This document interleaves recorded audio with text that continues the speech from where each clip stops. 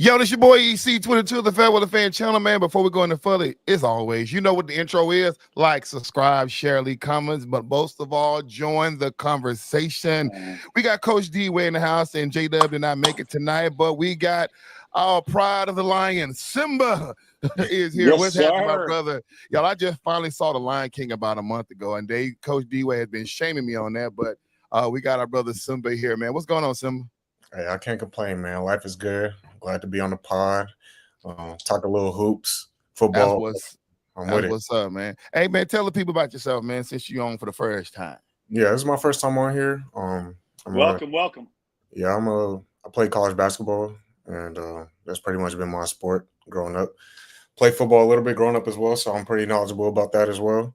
But I'm just a sports fan all around, so I'm here for it. Hey, I got to ask you this question, Simba, just because it's fun to ask. Do you think you can beat Coach D-Way in one-on-one? I don't even want to have to do him like that. Hey, man, I think I need to answer that one. I need to defend myself, okay? I'm going to answer it this way, okay? Simba could take down Coach D-Way and Z-Man in a game of 1-on-2. He beat both of them, at the same time. So, yeah, he was a big time, all everything guy at Little Elm High School back in the good old days, and then he made the college tour of a couple different places, and so he's extremely knowledgeable about college hoops, and so I'm anxious to ask him questions, about the mindset of a lot of the players and coaches and things this time of the year. So again, welcome aboard, Simba. Glad to have you. Yeah. Hey, Simba, obviously these must be people that you know of. Hoop Social. That's your piece. Yeah. Go and give a quick shout out to them and let us know what the Hoop Central Club, Hoop Social Club is. Yeah, that's one of my really close friends. He's okay, my brother. So he actually has an Instagram page that they run basketball runs every Sunday in Austin. So if you're in Austin, check it out. They usually hoop Sundays. Good guys. They all respectful guys, good hoops, good competitive runs. So check out their Instagram page. It's a lot of good content. All right, man. Hoop Social, man. So thank you for watching, man, and just keep tuning in, man, and let anybody know that you know, man, to click on over to the FairWeather Fan, and we can hear all what somebody has to say to us. D-Way, let's talk about what we saw actually yesterday. Did you get a chance to watch it? The Unrivaled Championship. So I'm gonna have to apologize. I was in one job. I was all weekend, and then yesterday I was heavy into the PGA Golf Championship, the Players Championship. Yeah. I should be wearing all black today. Yeah. Because my girl. If you've been following us at any time at all, Facebook Live or YouTube Live or whatever you've been checking us out on, I'm surprised I don't got just red eyes and tears of sadness from my babe, Miss Nafisa Collier's team going down. Yeah. But what happened, man? What happened? I told you guys, we talked about it last week. I said, you got to watch out for the vinyl. I said, the way they're playing, I was tripping because obviously when I saw that Arika Gumawali wasn't playing, I just knew that the Laces would win it. The Lunar Owls would win it. But, man, Coach Spoon had something else in mind, man, and she went out there and brought those girls, will those girls to victory. Obviously, they had D-Way on their side because he was on the sideline rooting for them when they became an underdog. So that was pretty fun to watch, though. But those who don't know, the Roses, Coach Nola over there and her squad, the Roses, that's the team with our girl Angel Reese is over there. We got Chelsea Gray, Mama Gray, point guard is what they call herself. You got Brittany Sykes over there as well. Ezra Ray Stevens. And then of course you had a Cleo Copper who was hurt. So that's that squad. The Roses won the first inaugural season of the Unrivaled League, and man, with all the attention, with all the fanfare, with all the support, what a great job between the ladies who covered the game, between Renee Montgomery from I can't even think of her name right now. Lisa Leslie covered the game. Candace Parker. We also had Brooks. I forget her first name. Brooks. Taylor Rooks. Taylor Rooks came in. Simba, he's froze for a minute, so we'll sit tight. But yeah. I mean, I'm sure you follow Simba. I don't know if you know who Nafisa Collier is. Yeah, of course. Oh, okay. She's one of the big. Go ahead, E. No, that's one. God dang Spectrum. We're going to count them down every time y'all keep me off there. Stinking Spectrum. But anyway, Chelsea Gray was there. Asia Wilson was supporting her teammate Chelsea Gray, Mama Gray point guard. So it was a lot of people in the house. So, man, the first season was a success. There's already been a lot of media attention squared off on it. So we can't wait till next year. Hopefully we'll get a chance to get Asia Wilson in next year. Obviously want to see Caitlin Clark get in next year, and then we'll see. More news. Coach D-Way, Paige Beckers decided to stay with UConn for another year. So that was Dallas' #1 pick. And now that she's gone, I don't know who else we're going to get. I don't know. Simba, are you following the WNBA at all? WNBA a little bit. I watched the game on Monday. Stevens had a monster game. Oh, yeah, Ezra Stevens. Yeah, she killed. Yeah. She was going nuts. Gray as well. She was hooping as well. But with Paige, I don't know if this – I guess she might have something, a different vision in mind as far as like where she wants her career to go, because I thought it was pro time after this year. Yeah. I thought it was time to go to the pros. To me, I think she's the most complete guard in all of college basketball. So I have to just see where her head is at as far as that. Like, yeah. So a couple things. Number one, as you guys know, it's not like it used to be, where they had to come out so they could make some change. Yeah. I mean, the big name girls they're not hurting for any coin, man. You know, they're fine. So it's not like that she had to come out this year, you know, to pay her card notes, you know. She's sitting good. Secondly, and this question's aimed at Simba, because EC and J-Dub have heard this from me. And I want to hear Simba's take on it. He's already kind of touched on it. I don't think that Paige is going to be what the public thinks she's going to be at the WNBA level. Simba, I want you to comment on that. Honestly, I couldn't disagree more. I think Paige is going to be exactly what she is in college, just because her skill level is so high. She could play all three levels. She got the floater, mid-range, three-point, step back, mid-range, and three-pointer. She can really pass the ball. That's an underrated skill that she has. She has court vision, unlike most. But I do think that she's going to be a great guard in the WNBA, just because her change of pace, and she can play at any tempo, which is not something that a lot of guards can do. And she takes a lot of smart shots. Like they might not look like smart shots to most people, but they're not contested. Like if she's stepping back and there's nobody in her face, then that's a great shot to me. But right, any shot. What's up, Blue man? Thanks for watching, man. Hoop Social said he agree with you, Coach. Listen, I like what Paige brings, but this is my problem with the whole situation, because I don't know what's going to happen next year. I know next year there's going to be a lot of more high octane players coming out next year for the WNBA, and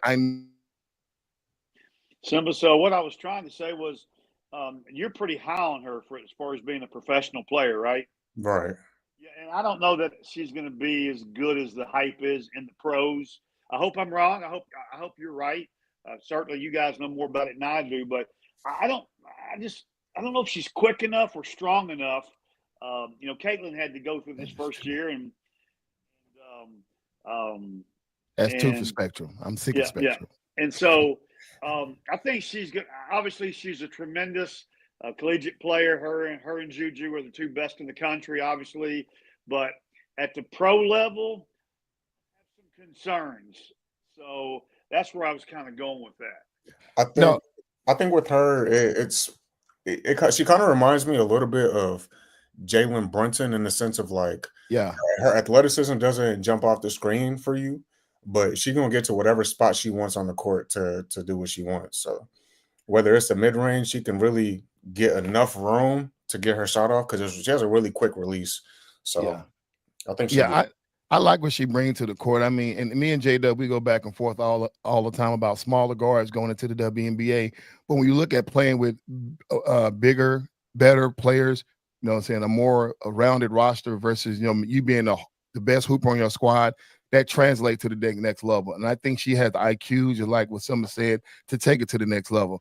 Only problem is that she may drop down in goddamn draft status because she's waiting the next year. That's my. Oh, yeah. Yeah, Yeah. that is true. Because you got And, Juju. Well, I guess Juju, she could come out the following yeah, year. but what I said a couple weeks ago, Simba, is that, you know, God forbid, because we love her, that Paige gets hurt next year, you know, and playing in Connecticut one more year.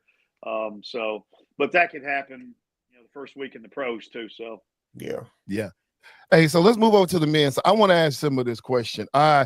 If you was watching the March Madness this past weekend with all the different conference championships and stuff like that, our guy Cooper Flagg gets hurt, looked real nasty, had to get wheeled off the court. Yeah. Then breaking news came on later on, was that Saturday night, saying that he will play in the NCAA tournament. Simba, having played, smart or bad decision by probably the number one draft pick overall? I think he should sit the first game. Mm. I think the first game they can get by him without him. I think once they get to the 32, see who comes out of there, and then kind of play ear by ear. But Sweet 16 is the very latest I would hold it. But if you're not going to play him in the Sweet 16, don't play him after that. That's what I would say. But it is tough because if he tweaks that ankle again, yeah, it's gonna look iffy for him because who knows? Ankle injuries are real lingering. They can go on for years, and who knows how the general managers and the owners are looking at him if he comes into the draft hurt.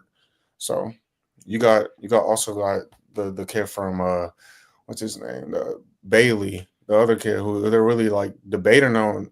Is he going to be the number one? I've heard people say that he's going to be the number one. So it could turn out bad if it doesn't get managed correctly. So another question, because everybody that I've been talking to, we've been torn over this question.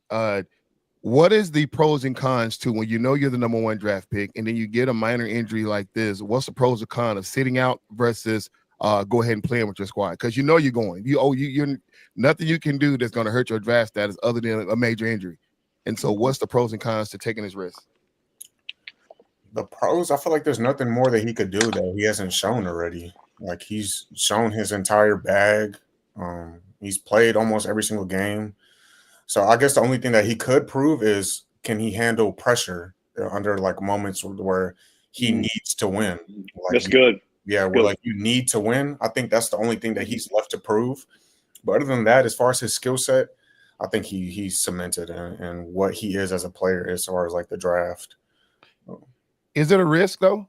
Is it a major risk for him to play? Definitely, because the ankle could lead to something else. Like it could lead his whole leg. It could be something completely different where his leg isn't strong enough to come back. And so here's a question for you, Simba.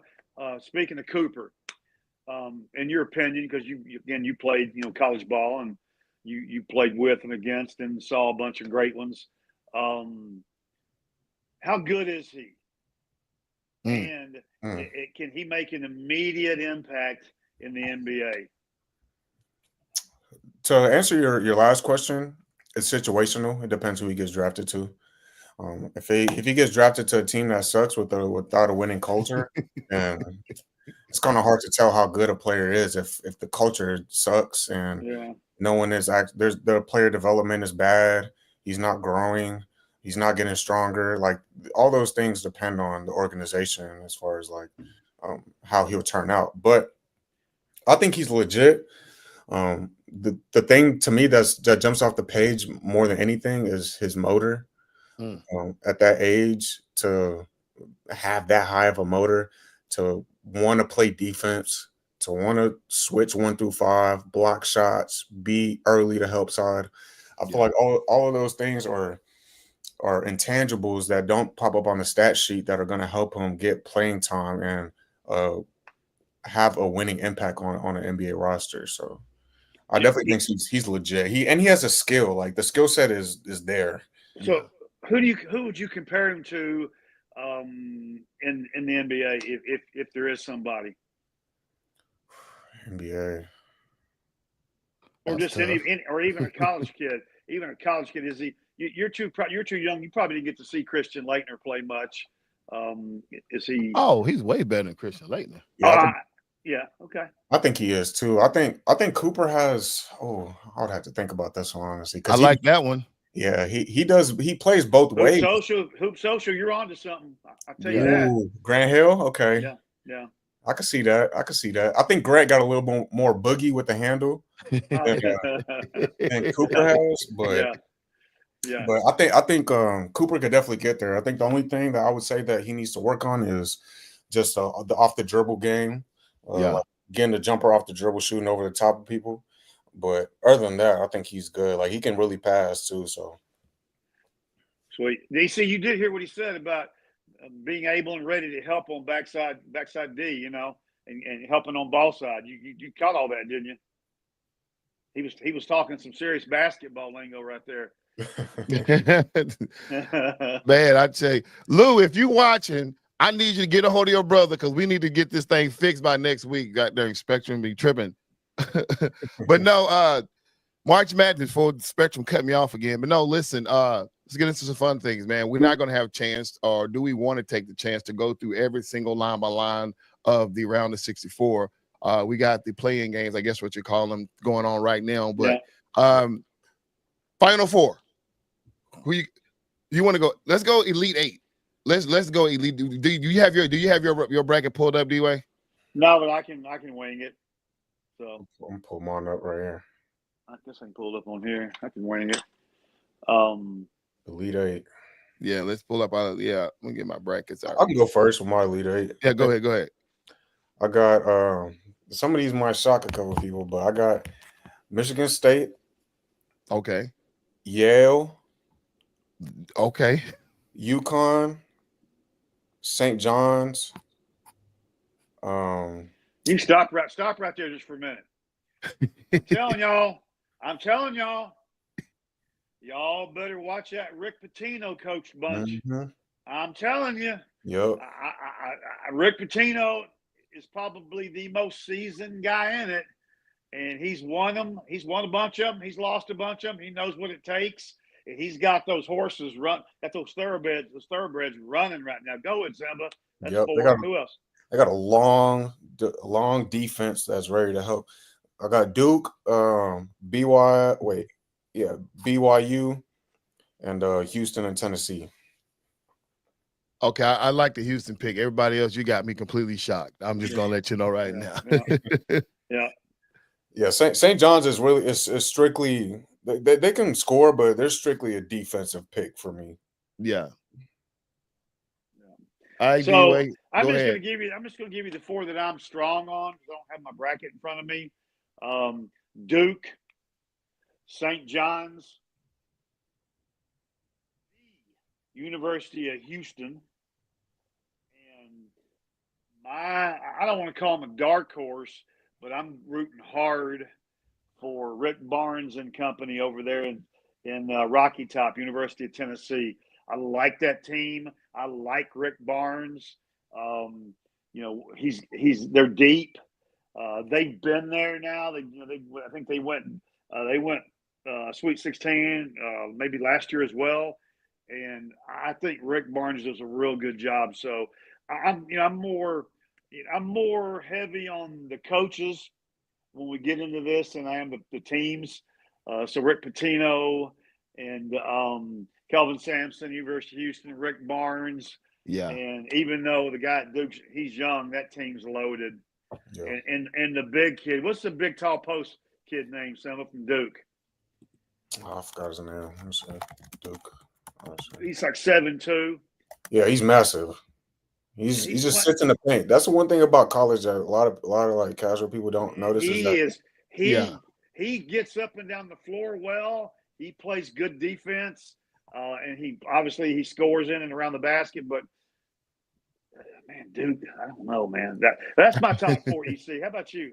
That's your top four. Well, we're doing Elite Eight, so let me go. And my Elite Eight is I got Auburn, Michigan, Duke, Bama.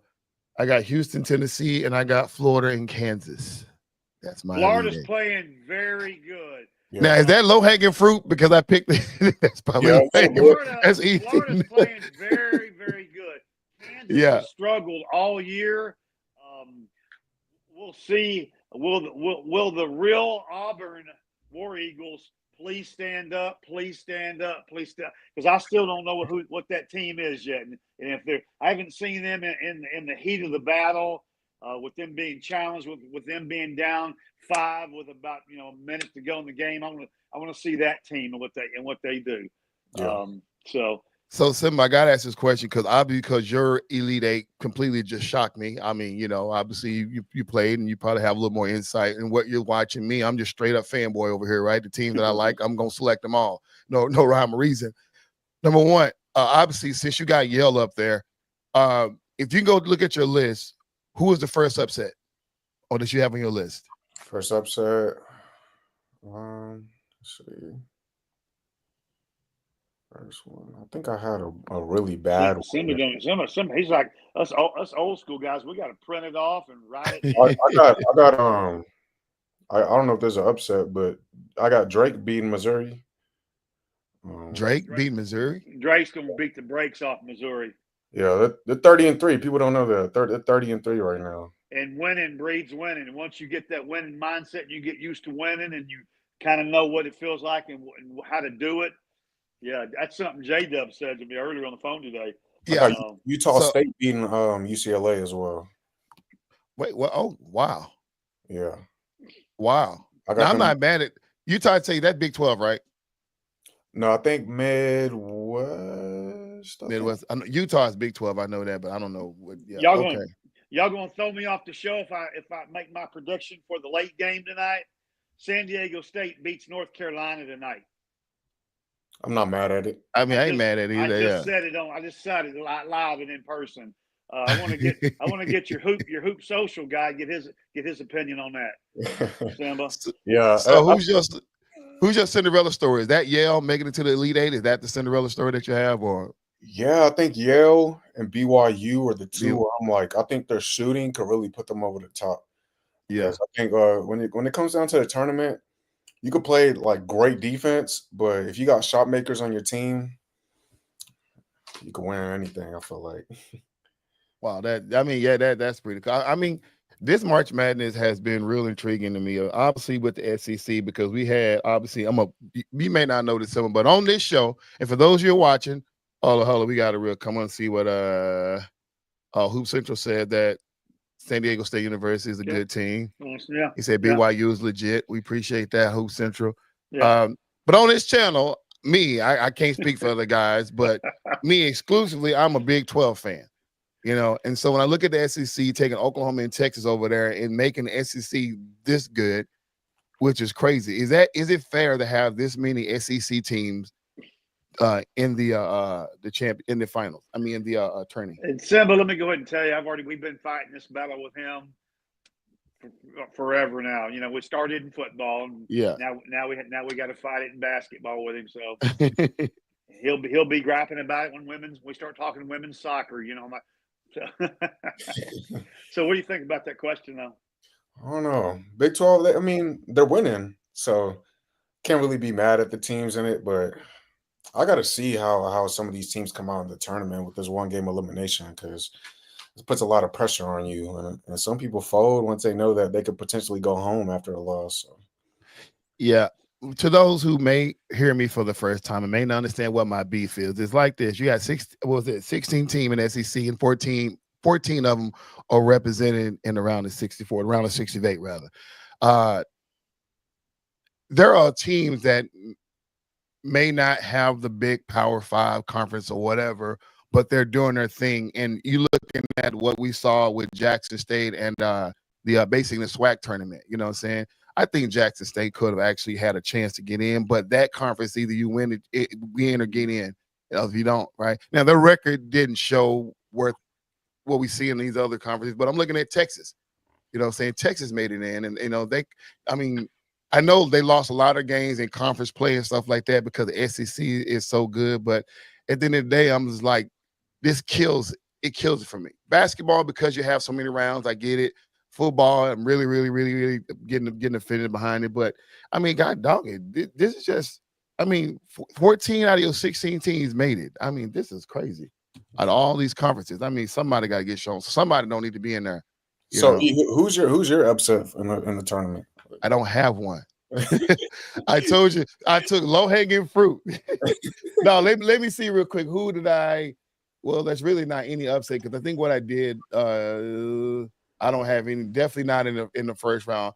I know every first round we get some upset, and I still won't buy it. So obviously, y'all are watching. My bracket will be broken up in the first round because somebody's gonna lose that shouldn't lose. But I mean, you see my final four. I mean, my final four is what? I need 2 seeds. Exactly. I got Florida, Kansas. Kansas going all the way to final. No, Florida, Houston, and Auburn and Duke. So, basically, yeah, that's low hanging fruit. Now, on some other brackets, I decided to get a little weird, but we're not going on that. That was just in case this bracket fold. I got something else to fall back on. So, I gotta find who does Yale open up with, Simba? Yale opens up with Texas A&M. So I'm gonna go ahead and tell y'all right now. You see this? Y'all see this right here? Yeah. A&M is playing so bad right now, and and you gonna wear the shirt? I don't understand the logic. I'm just telling you. I'm an Aggie fan. I bleed maroon, but I could totally see Yale beating A&M. And then who's Texas playing the first round? Weren't they in the toss-up? Yeah, they're in that play-in. Yeah, I was about to say aren't they in the toss-up game or something? Yeah, they're playing that toss-up game. I forgot who they're playing against. They don't show Xavier. They play Xavier. Xavier, that's right. They play Xavier. And so I think they should beat Xavier. And I feel like Texas is playing well. I'm concerned about Kansas. See, you only saying it because they're in the SEC. I'm concerned about Kansas. I'm concerned about A&M. I tell you, another team that's not playing well, hasn't played well, is UConn. Yeah, I think you mentioned UConn, did you not? Yeah, I did. I think. I ain't mad at you, but I'm just saying that they've struggled. I'm putting all my faith in Dan Hurley. That's where it's coming from. Yeah, fair enough. Yeah, fair enough. But can we all agree on this podcast? Can we all agree that Big 12 will win the championship with our Houston Cougars? Can we all agree? Is that Woo! Nobody? Look at Simba's face like. Well, here's the deal. I really, because I got to see him play in the was it the Sweet 16 last year? I went. J-Dub and I went. Houston was a lot better last year. They lost their point guard who was a stud. Jamal Shedd. Yeah, he's a stud. Where's he playing now? Is he playing in Toronto? Okay, he's a stud.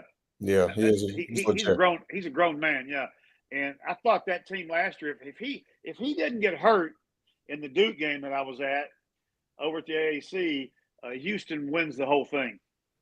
Period. And so, do I think that they can? I mean, anything's possible. I mean, they play defense like crazy. They crash the glass like crazy. They got to stay out of foul trouble, and they got to shoot the ball well. And I think they have as good a chance as anybody. And EC, you and me totally dropped the ball, man. We should have this weekend. We should have went over to Fort Worth and watched some postseason tournament. We should over at Dickies Arena next year. We're going to do that next year. So we definitely got to get in there, and I keep missing it. Yeah. Hey, here's one more that I want to hear. EC, I guess one more question for both you guys. Where do y'all see SMU? Because they had a good year. I don't see them making not enough talent. Yeah, not enough. No. ACC, I mean, it's a basketball conference, so yeah. I mean, no, they're not going. I feel like SMU just always struggles to get the best talent out of Texas. Yeah. Did North Texas make it in? No. Man, oh my God, they do. That's the. I mean, golly, That's a load, Simba, to make that observation, because we've seen all the stuff at SMU, and we talked about it on my boy Lewis's podcast on Facebook Talk Radio. We talked about it in the football side, how with SMU getting into the tourney, the playoffs, all the stuff that SMU, you may be too young to remember, but there was a time to where, there was we call it death penalty at SMU. They had some issues that happened at their campus, and then, the team got suspended and banned, and then when it got picked back up, no kids wanted to come to SMU because of that dark history. And with football, this is the first time we're seeing some type of resurrection out of the old SMU program that we come to love growing up. And we see it in football. Now we're waiting for basketball to take off. And it's going to be a minute, because you have teams like Texas, because people can just run right up the street across to Oklahoma and Oklahoma State, or going down over there to Xavier or LSU, you know what I'm saying? And so even TCU, or going down to Houston, so there's a lot of more teams. And so SMU going to have to fight. But with the backing of the ACC, I think they can finally do something now. Obviously not this year, but hopefully in the years to come. And Dallas is going to have to do it. The football side is going to be squared away. But basketball, SMU, y'all program going to have to, and it might have to come down with a coach that everybody know. Maybe grab one of them Cedar Hill coaches or Duncanville coaches or something like that. Rich, was at Berkner High School. Maybe guys got to get put up to the next level, even come out to Frisco with some of their squads. I don't know. Something's going to have to happen. But before I forget, Simba, you and me, I'll take A&M, you take Yale, and we'll do it for. How about we'll do it for. If Yale wins, I'll buy you a basket of wings. And if A&M wins, you buy me a basket of wings. How's that sound? And I take Houston. It's good. And I'll take Houston. And what do y'all think about? Because I do want to talk about the women's too. But what do y'all think about, seriously, San Diego State, North Carolina tonight? I think North Carolina might be a little. Well, they might want some revenge, some get back after not getting it done against Duke. But just got to see how they show up to play. I mean, they got a good point guard who he can score in bunches. So we'll see how he leads the pack. Okay. But I'll tell you this: if he doesn't play well, they have no chance. I think he's the motor for that team, and if he doesn't get it going, then I don't think they have a chance at all. Fair enough. Hoop Social. Who's your Final Four? I'm curious. Winner shares the bucket of wings with me. Hoop Social. That's okay. That deal. Hoop Social. Who's going to be in your Final Four? The four teams still left standing. Yeah, go ahead and plug that in. So right now, it's halftime against St. Francis, PA, and Alabama State, 39-34 right now. So that's a pretty good game right now. And of course, North Carolina and San Diego State play right after that. So for while we're waiting on, we're going to kind of transition into the NBA while we're waiting on Hoop Central to get his Final Four out there. He may be looking up his bracket. But Simba, I made this comment, and Lou, you're watching and you're listening, and I made this comment, and I'm going to stand 10 toes down on my comment. I suggested early in the season that the Boston Celtics will not make the Eastern Conference Finals, and I got picked on, and I've been bullied ever since, and I don't understand. I'm a big guy. Don't know why people still think they can bully me around. I got to defend myself, and I still stand on it. I'm like Denzel. I stand on that. I don't think that the Boston Celtics will make the Eastern Conference Finals. Now, so who are the teams that you think will make it? I got Cleveland, and then I got another team besides Boston. I think Boston gonna make it. I feel like they just absolutely 1,000%. We tried to suspend DC for saying all that about my boy they did Boston, but he didn't go for it. So Cleveland's having a great year. Yeah, and they're legit. That's going to be interesting, but until somebody can beat the Celtics. So here we go. Michigan State, okay. Florida, okay. Bama, okay. That's tough. Houston. Wow. Yeah. I love it. Interesting. I like his pick. I like his pick. I like his pick. Yeah, I like that. I'm not mad at those. No. I'll tell you who is basketball that I've seen them play in years, and that is the Milwaukee Bucks. Yeah, they are terrible. And I can't believe that with Giannis. Me saying that when they got Giannis and they got Damon Lillard too? Yep. Lillard? Yeah.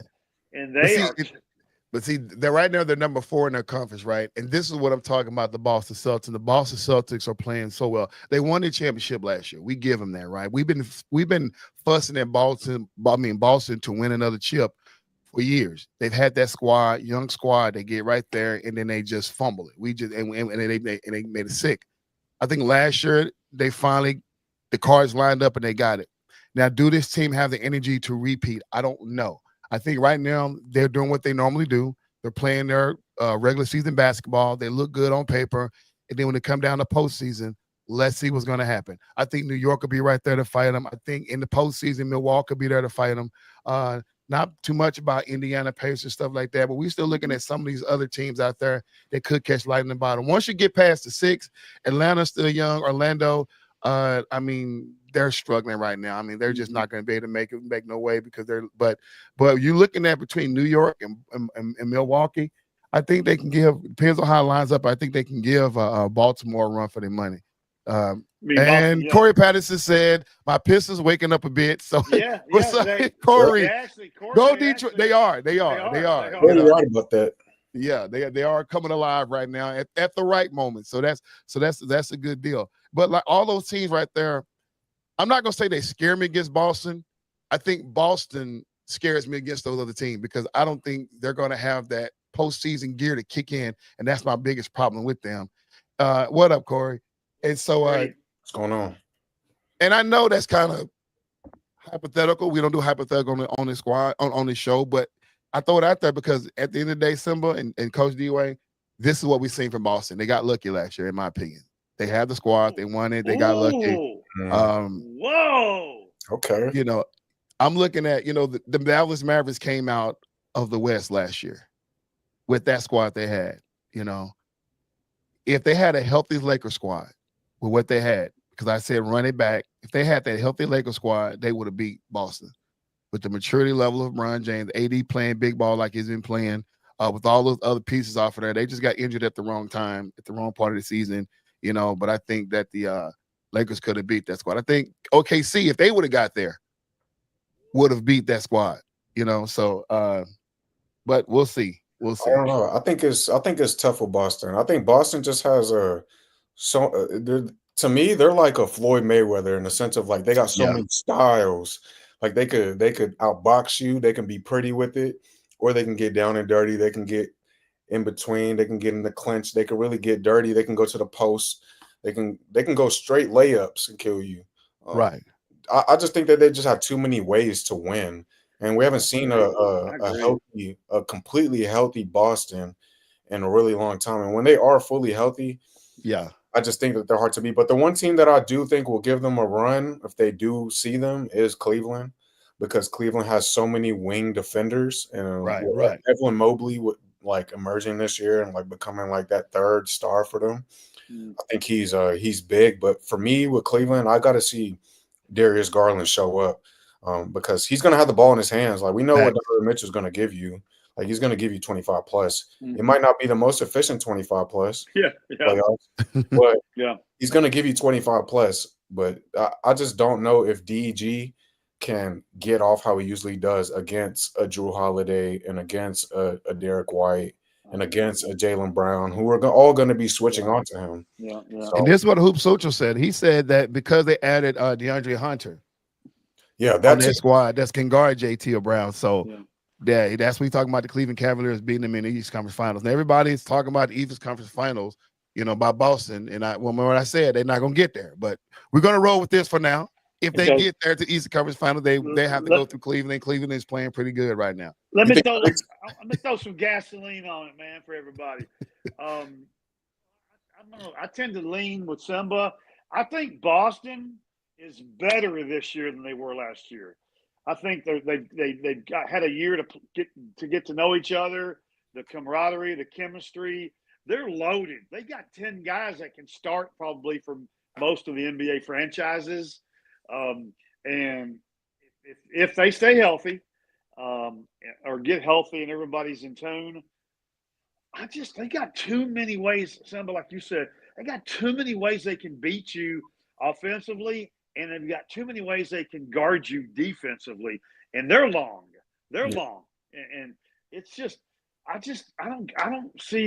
don't get where he doesn't think they're all that in a bag of chips, because they are. Because it's simple for me.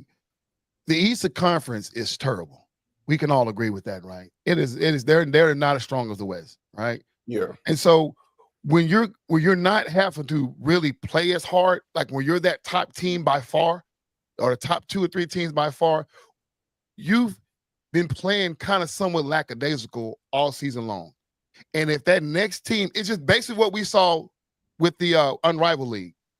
You're talking about a 13-1 team gets down and play, and all of a sudden they didn't have that extra gear to kick in the playoffs, and they lose to the vinyl. You see what I'm saying? It's that same type of situation I'm looking at Boston, because the Eastern Conference is so bad when now these guys are playing, they ain't got nothing to lose. You know, it's all up to Boston with so much to lose. That's when guys start looking at each other sideways. That's when guys stopped talking in the locker room. That's when guys started being petty.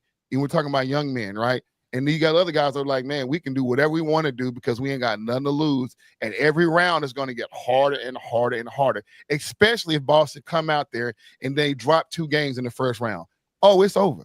Because if we're saying this is the same Boston squad that's better next year, they should be sweeping all the way up to the finals and to get a chance to play Cleveland. And then at that point, if they sweep the whole, they sweep the playoffs and they get third with Cleveland, then I'll digress my statement. But if they're constantly losing games throughout these lower tier teams, I mean, they're going to probably end up having teams in the playoff that have losing records at the rate they're going right now. You know. Well, so we'll see. But let's transition over to the West. I mean, can anybody beat Oklahoma City right now, Simba? Oklahoma City, don't get me wrong, they're a great team. They have everything. They have everything as far as like what you would want on a roster. But to me, I just got to see. I'm not worried about Shea. Like SGA, like I'm not worried about him at all as far as like his performance, his clutch, his game. Like I'm not worried about him. But the only thing that I'm worried about is the other guys. Like, are they going to be able to make shots when it counts? Because that's something that they struggled against Dallas. As Dallas was helping off of Lou Dort, was making J-Dub try to make plays off the dribble, pressuring him. I just don't know if they have it yet. Maybe next year. But Who do you like in the West, Simba? I think I'll give you a list of teams I think it could be OKC. I think the Lakers can beat OKC. I think the Warriors can beat OKC. Facts. I think Denver can beat OKC. Facts. I think those are the 3 teams that I think can beat OKC. But for some reason, I feel like either the Lakers or Denver are going to come out the West. Okay. Those are my. J-Dub said the conspiracy theory is it's going to be the Lakers and the Celtics in the finals. and he don't get EC talking about conspiracy theories. That's just what J-Dub's saying. So that's the whole world is watching this conspiracy come together. EC, thoughts? Oh, I'm with you. Corey, first of all, Corey said that he like we said about Boston, because obviously he's from Detroit and he hates the way Boston beat them down back in the days. He mentioned Larry Bird was killing them guys, so that's a little trauma speaking right there. No, I'm with you. And he said, I think there will be some surprises in the finals. There are good teams, but not one dominant team. Yeah, I agree with that. No, the conspiracy theory is simple as this.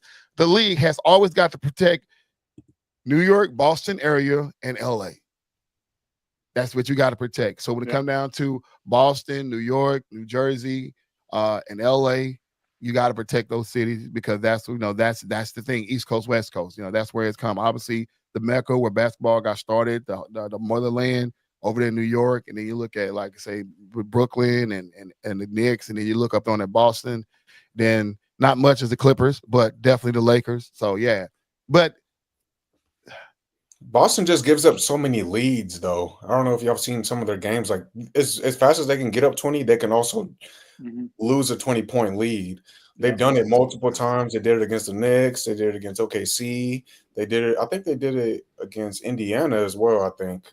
And that's why I said what I said. But you know what? I could be wrong. But hey, I reserve the right to change my mind. And I'll tell you when I'll change my mind. When the game is over with, I'll act like I never said it. So I was shocked the world. I hadn't told y'all that was gonna win. But who so said OKC, okay, Lakers in 5. What? I agree. OKC, KFC. Are you trying to go mimic Shannon Sharp or somebody? OKC, KFC, UFC. I love it.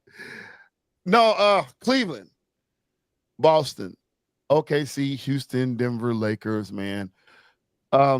We got to talk about this just for a little bit because I've done a bunch of videos on it, but I haven't got a chance to really talk about it on this show as much. Lou say when their heads are in the game, nobody can beat Boston, but when their heads are not in the game, they lose by 30. And we don't know who's going to show up in the finals. That's the biggest thing. That's the reason why I say that, because thank you, Lou, for saying that.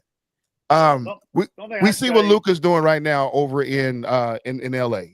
And so,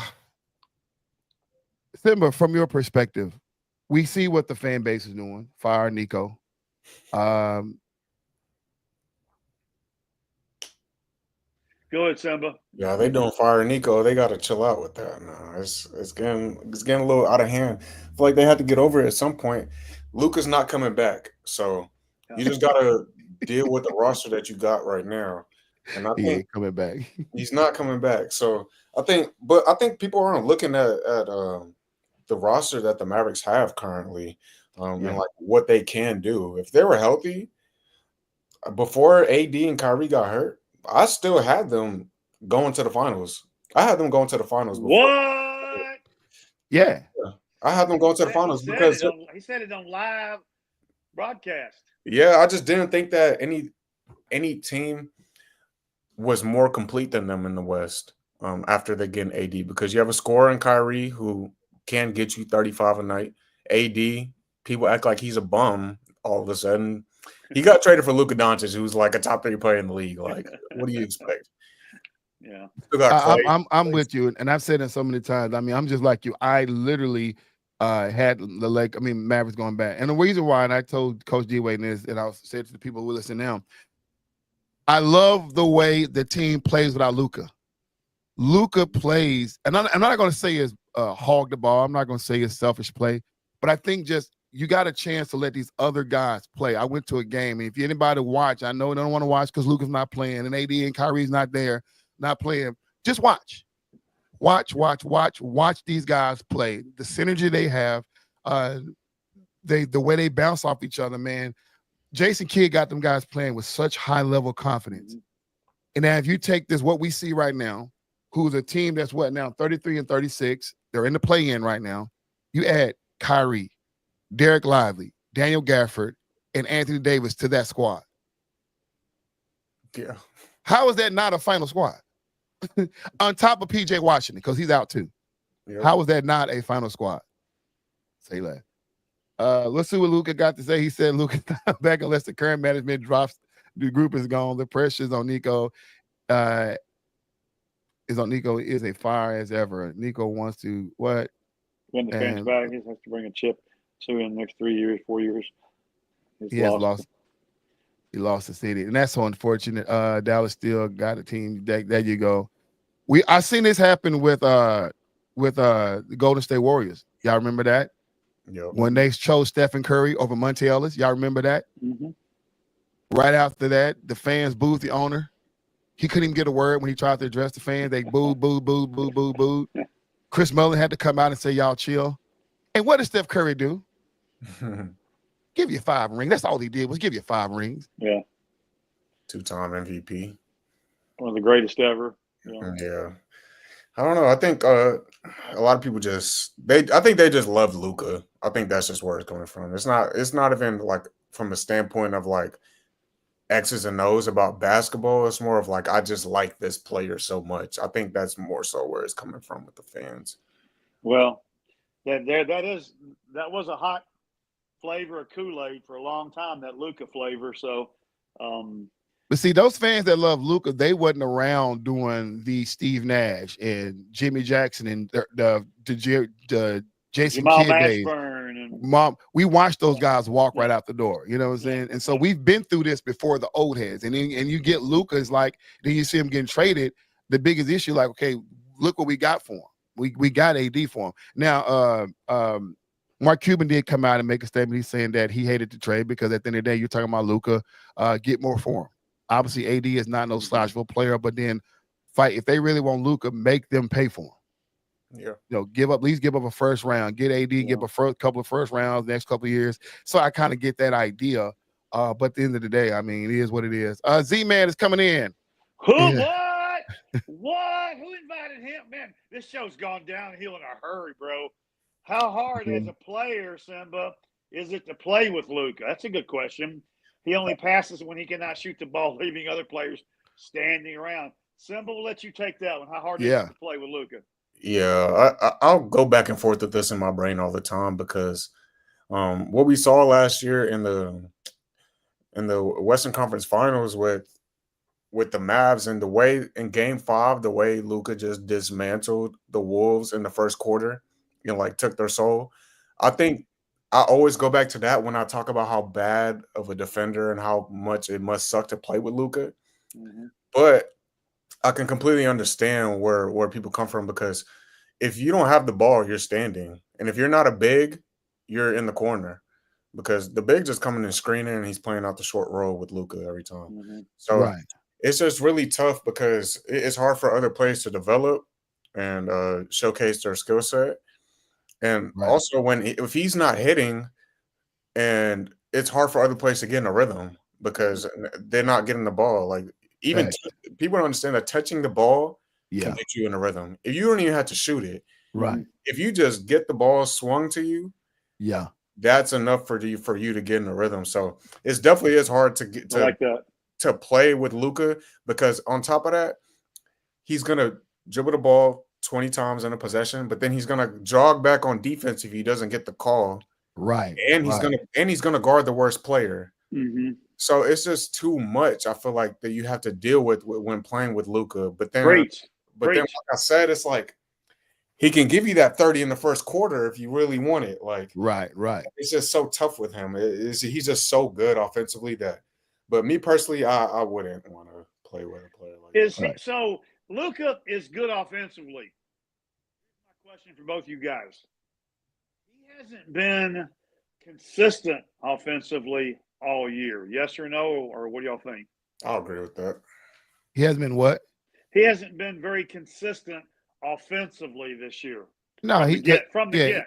Right, from the get. He came in overweight. Obviously, that's what he do. And then obviously then the injuries. You come in overweight, you don't do what you're supposed to do in the off season, then your injury gonna be injury prone.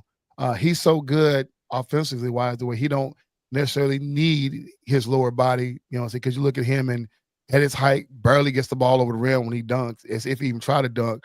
But he's such a scientist. Yeah, he's so good offensively that like he doesn't need all the athleticism. His biggest skill to me when I watch him play is his ability to decelerate.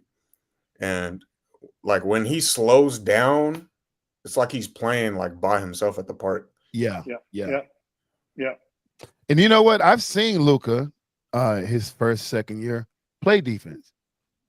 Like y'all don't act like Luka can't play defense. He chooses not to play. That's my biggest problem with him. When you're talking about somebody who couldn't play defense, I'm looking at a Dirk Nowitzki who couldn't play, but learned how to use his length and the flash at players because he had that long arms.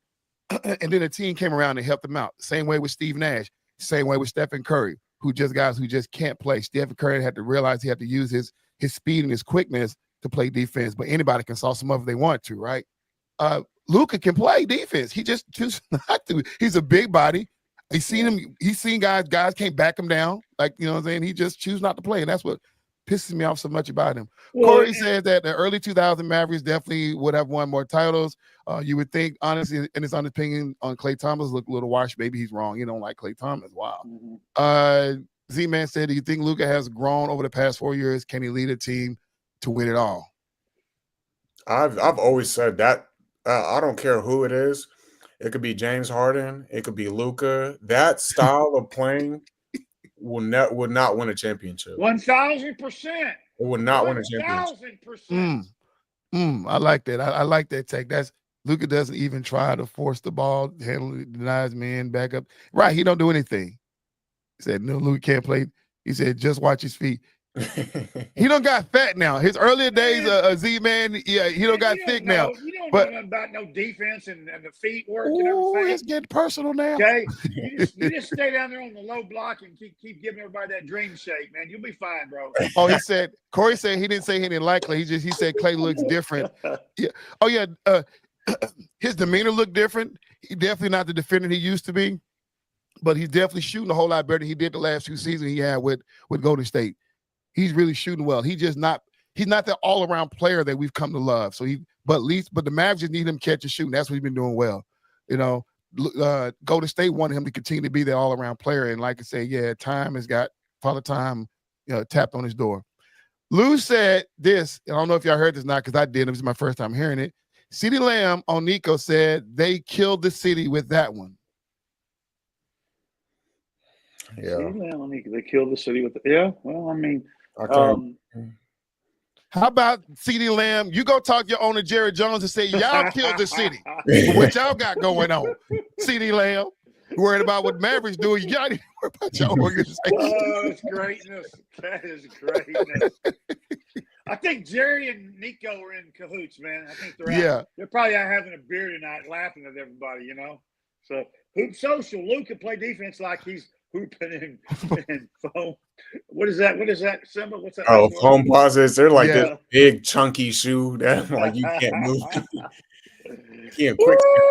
I like it. Hey man, that's the 90s, man. That was our shoes back in the day, man. Wow. They're not good defense, basketball shoes at all. It's been proven defense is an attitude, okay?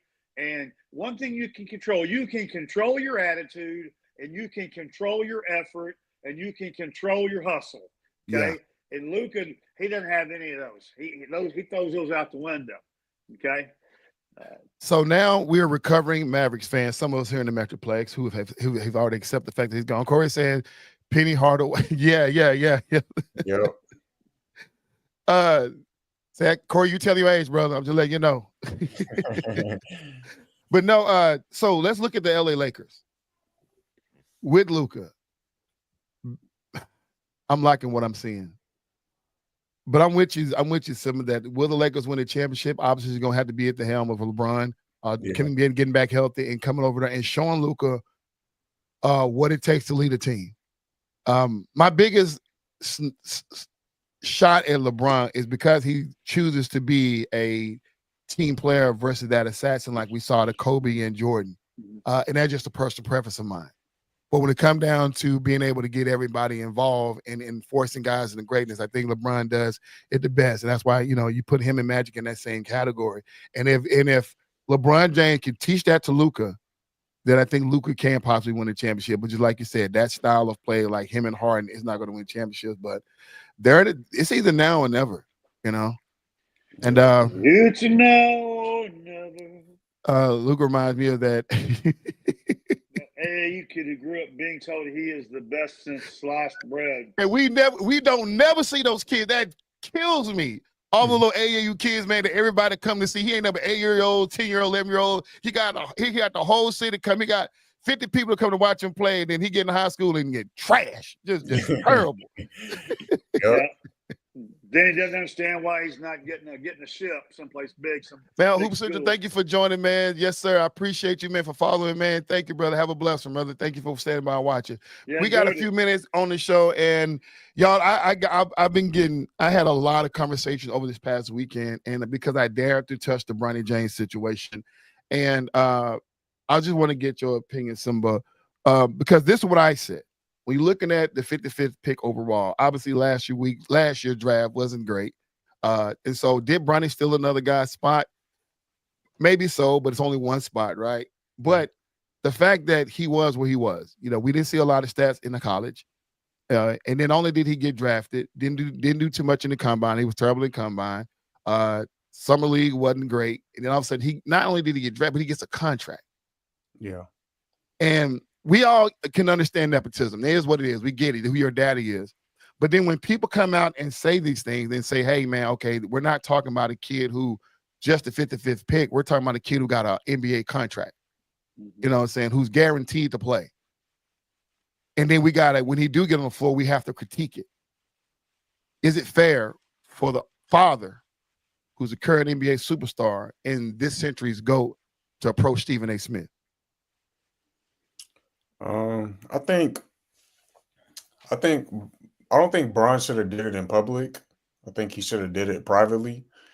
But it's two sides to this. I think Bron kind of put Bronny in that situation, but I don't know if y'all saw that tweet he put out like a few months ago or last year when he was like, I'm watching League Pass right now, and Bronny's better than a lot of these cats on. I saw that. Now.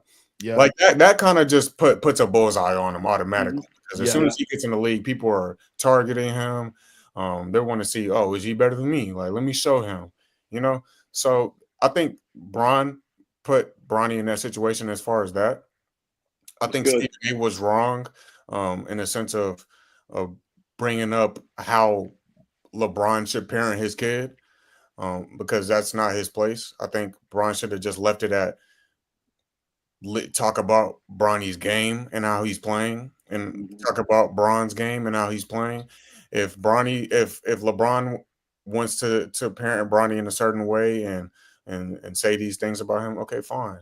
But as far as like his play, oh yeah, talk about it all day, because he hasn't been playing well. right. The only place that he's been playing well is the G League, which is not even like the real guys. So right. I just think it's a washy situation altogether. Yeah. Good. Coach D-Way? Well, you and I talked this to death last week. And I'll say it again. I have monster respect for LeBron James.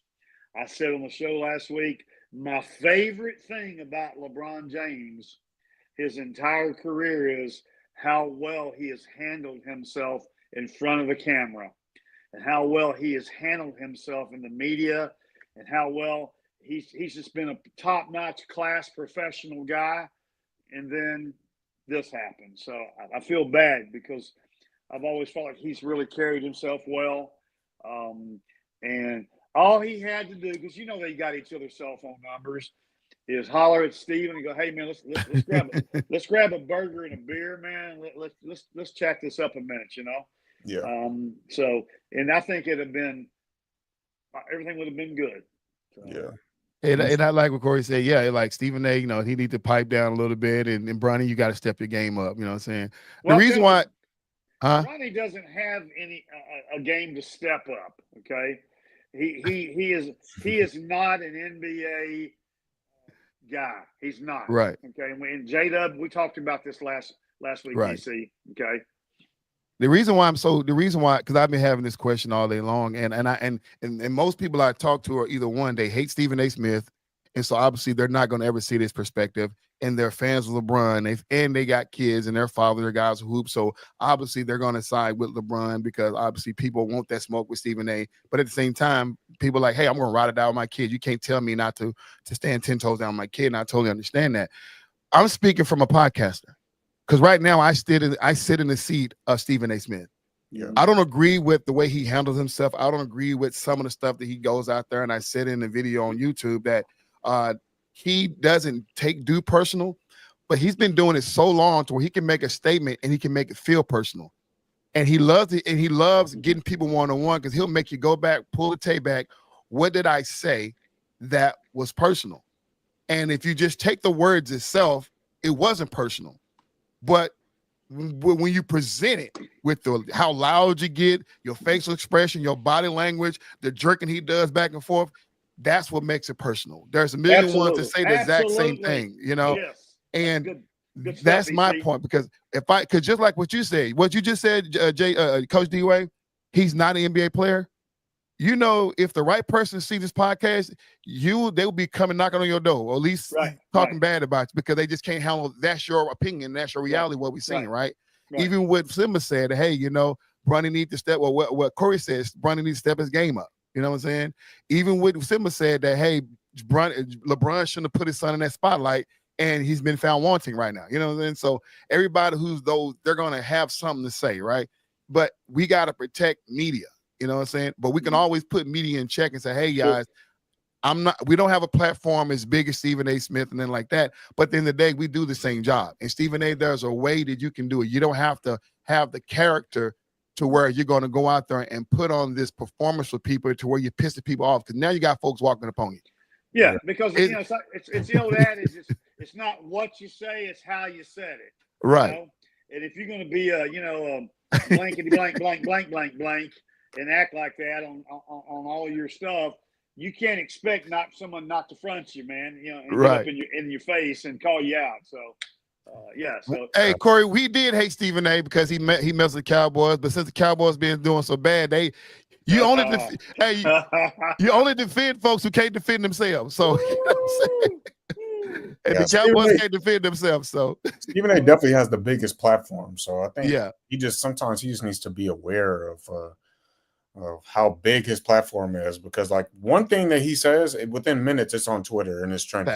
Facts. So I think he just needs to be more aware of that. Like, I understand. I have no problem with him talking about somebody's game if they play terrible. Like, that's not the problem. But, I mean, Corey, you're awesome. We're sitting here talking about the 55th pick in the draft. Like, when is that? Right. Thank you. You know, now somebody made this comment over the weekend. I said, y'all, I get the 55th pick. Why we're talking about the 55th pick? It's because of just that. A 55th pick got them an $8 million contract to play in the NBA, who didn't want to play in G League. They forced him to play, who didn't do well in combine, who didn't do well in summer league. Somebody threw some stats out there saying that at his pick, he's doing better than some of the other guys that they got opportunity to play. And I'm saying, okay, that's not what we're talking about. We're talking about the fact that all this is happening, transpiring. But at the end of the day, it is what it is. His dad is LeBron. He got his nepotism. I love it. It is what it is. But when it come down to reporters, analysts, podcasters, when we have an opinion, it's just that, because we have to build the show. And I don't go out there and just say stuff about teams just to get a response. It's like the whole situation with Boston. I really believe Boston is not going to make it to these conference finals. It's just what it is. But if the right Boston fan, they're going to give me all, you're going to look at me sideways or whatever. And I get it. But I'm going to say this again, and I'm going to say this one last time, and then I'm going to keep trolling Stephen A. on my YouTube page as far as just my videos. Stephen A. Smith, if you're watching, this is EC22 of the FairWeather Fan. Listen, bro, you got people walking up on you, bro. It's getting dangerous. Yep. I mean, the league is supposed to protect the players from these crazy fans, but now what you got players. We saw what Ron Artest did back at the Palace. LeBron James walked right up on you in the third quarter, not pregame, not postgame, in the middle of a game. Bro, that's like, this is where you at. Yeah. You've already had the situation with KD. You and Draymond Green became friends, and because you messed with LeBron James' son, now y'all not friends no more. You know? Hey, everybody's coming for your head, bro. You need to chill out. Hey, when you make Stephen A., when you make it personal, people are gonna make it personal back at you.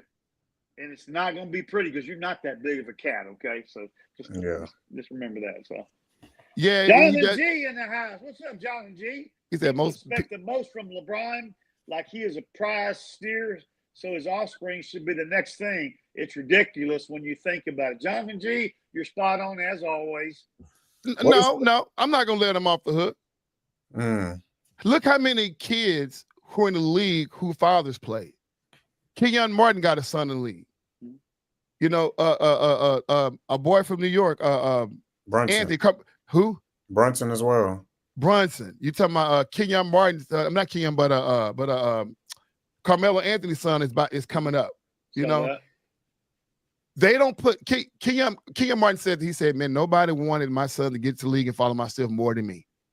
He said, but he told his son, he said, son, you're going to have to get it out of the mud. So I'm not going to go on Twitter. I'm not going to go on social media. I'm not going to promote this. I want you to go to school, ball, get your skill up. And then if you're good enough, they're going to come get you. You know, that's the problem, because it's not everybody. No, we watched LeBron. Come on, y'all. We watched Bronny play in high school. None of us saw NBA. Yeah. This is go way before USC. Let's call it what it is. We saw him play in Simba. You're a hooper. You know good and well when you saw Bronny play, you did not see NBA. Yeah. I'm like, I bet you probably thought, Nigga, if he got in, I could have got in. Yeah. You know what I'm saying? And this is what people fail to realize. We're not mad that LeBron got his son in, but at the end of the day, man, it's like, bruh, no one is shocked at what we're seeing. This dude, he's not that good. Now, Hey, Bryson may be a little different. We seeing some you like Bryson in this game? Yeah, I like Bryce. He's taller, he's lankier, he got more in his bag offensively. I think I see a higher upside with Bryce. Yeah. He said, boy, G is going off on what Corey beyond LeBron James. Yeah, exactly. James' son, Bryce's whole life. We just talked about that. Only Curry and Kobe have great offspring. Yeah, right.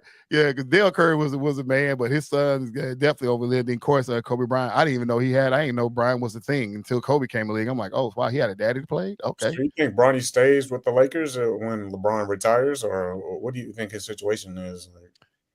I'd be surprised if Bronny there next year, because now you got him. You're talking about a business.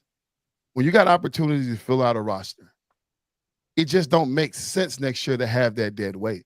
But they got a contract, so they're going to either have to go ahead and buy him out or send him somewhere else. Or if Bron stays, Bron going to have to convince the Buss family that this can work. You got a dead weight. Maybe you go injury reserve. Maybe you put him on the G League. I don't know. But this just, if you want to get better. If you want to get better. So Bronny won't be in the league in 5 years. Nah. But to answer your question, yeah, when LeBron leaves, Bronny leaves. Yeah. Whenever he decides to leave, they leave. Yeah. Yeah. I just feel like if this summer, if he comes in next year and he still has the same game, then it definitely some conversations have to be had, because I mean, they're talking about him developing and getting better during this time. Okay, let's see him get better then. Corey, you better hush your mouth, man. You need to delete that as quick as you put it on there. Hey, Corey, only the Cowboys use those words all in. The Mavericks haven't used that. That's the Cowboys you're talking about. Only they use all in. Maybe he was talking about the Cowboys. Maybe he's talking about the Cowboys getting Bronny. He could be a free safety for us. That fit right in. Yeah, let him go be a free safety. He'll do great. Play free safety. Might as well throw him in there and give him a shot at it. Wow, y'all, God, it's been a blast, man. This podcast went extremely fast, man. I mean, wow, man. Simba, thank you for joining us today. Thank you, Hoop Social Club, for coming in. Man, it's fun. Man, it's been real fun, man. Thank you for bringing a lot of your NBA knowledge. What Johnny say? Unless LeBron moves to the Lakers front office, that's the only way he's going to be signed. That could be a possibility. But D-Wade, you got the final words? Just a couple things. One, make sure you fill your brackets out, men and women's, because that women's Elite Eight is going to be sick. Women's absolutely. Elite Eight is going to be sick. And then secondly, ladies and gentlemen, boys and girls of all ages, 9 days from today, the boys of summer come strolling out, and they're getting ready to play a little baseball in the bigs. So looking forward to that getting going. Yeah, Moby. All right, Simba, you got any final words for the people who've been watching, man? Yeah, man, it was real fun. Got a chance to talk a lot of hoops. Look forward to potentially being on here again. It was really fun. Got a chance to just have fun with you guys. Thank you for having me. Look forward to it next time.